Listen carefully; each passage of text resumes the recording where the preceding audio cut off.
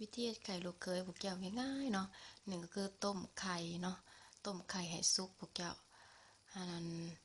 หลังจากต้มไข่สุกแล้วก็อันเขาก็เอาไปล้างน้ำอันน่ะให้ไข่มันคลายความร้อนเนาะล้างน้ำแล้วก็แช่จักหน่อยหนึ่งจัก3 นาที4 นาทีแล้วแต่เขาก็ไปหาซอยอันมั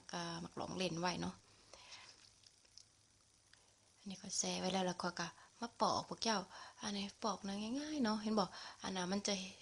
แช่น้ำให้มันออกเย็นจักหน่อยหนึ่งไข่นะมันก็เวลาเขาปอกนะมันจึงบ่เป็นกระตุดกระติพวกเจ้าผิวไข่ก็งามนะอันน่ะ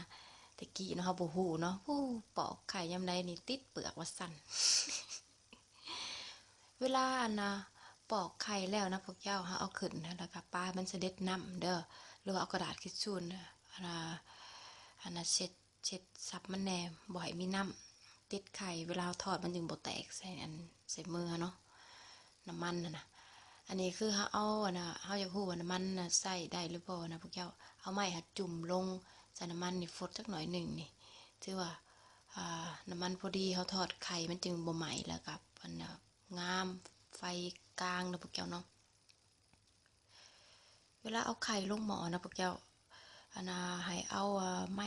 ฝ้าวเคลียร์ทั้งก้นมันแน่เพราะว่ามันจะติดทั้งลมมันจะไหม้มันสีบ่งามสม่ำเสมอได้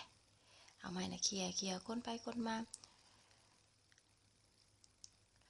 ให้สังเกตเบิ่งเหลืองพอดีตามใจเฮามักก็เอาขึ้นโลดพวกแก้วเอ้ยเห็นบ่มันบ่ได้ยุ่งยากอันไข่ลูกเขยนะ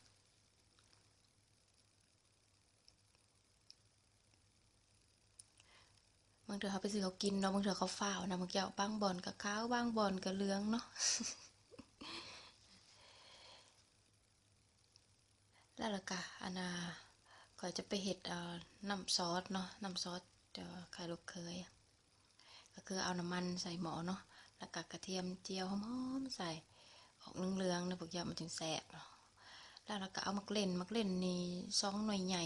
ออกแดงๆเด้อพวกเจ้าเด้อคันมักเล่นสีแดงงามมันน้ำซอสเราก็แดงคันมักเล่นสีบ่แดงมันก็อ่าน้ำซอสเราก็บ่อยากแดงแต่ก็บ่เป็นหยังดอกพวกเจ้าอ่ามันขึ้นกับรสชาติพุ่นเนาะคั่วไปจักหน่อยหนึ่งเนาะพวกเจ้าแล้วก็ปรุงเกลือแป้งนัวน้ำตาลพริกไทยนี่คันเฮ็ดกินเองเขาใส่หลายๆเนาะหอมๆแต่เอาเฮ็ดให้เด็กน้อยกินน่ะนะให้ลูกเขากินน่ะมันเบาๆลงแหน่เพราะว่ามันจะเผ็ดแต่พวกแก้วสำหรับเด็กน้อยแล้วเราก็เติมน้ำเนาะพวกแก้วเนาะน้ำใน1 ถ้วยน้อยเนาะหรือว่าผู้ใดมักออกน้ำหลายๆก็ใส่เพิ่มเองเด้อพวกแก้วเด้อหลังจากนั้นแล้วก็อันน่ะเอาแป้งอันสิงคโปร์ปนกับน้ำเนาะแป้งสิงคโปร์ได้1 บวงน้อยน้ำนี่ประมาณ3 บวงเด้อพวกแก้วเด้อ ถ้าผู้ใดมักเหนียวๆก็ใส่หลายๆแต่ข่อยหันมักพอดีเนาะพวกเจ้าเนาะหลังจากนั้นเราก็ใส่น้ำปลาสุดท้ายเนาะพวกเจ้าเนาะ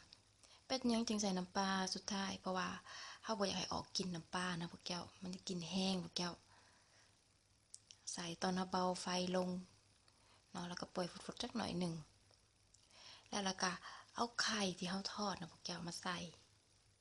เห็นบ่แล้วเรียบร้อยแล้วก็เฮาก็ต้มไปจัก5 นาทีต้มไฟเบาๆแบบมันแบบผดไปนิดค่อยๆนะพวกเจ้าเรียบร้อยนี่พวกเจ้าเอาต้มไปจัก5 นาทีให้มันเข้าเนื้อเข้าหนังแล้วก็เฮาก็ปรุงกินได้เลยนะพวกเจ้าเห็นบ่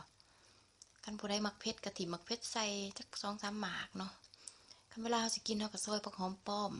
อันใส่นำมันจึงหอมพวกเจ้าแล้วเรียบร้อยอันบ่ได้มีหยังยุ่งยากพวกเจ้านี่แหละเฮ็ดแบบลาวๆเนาะลองเฮ็ดเด้อบ๊ายบาย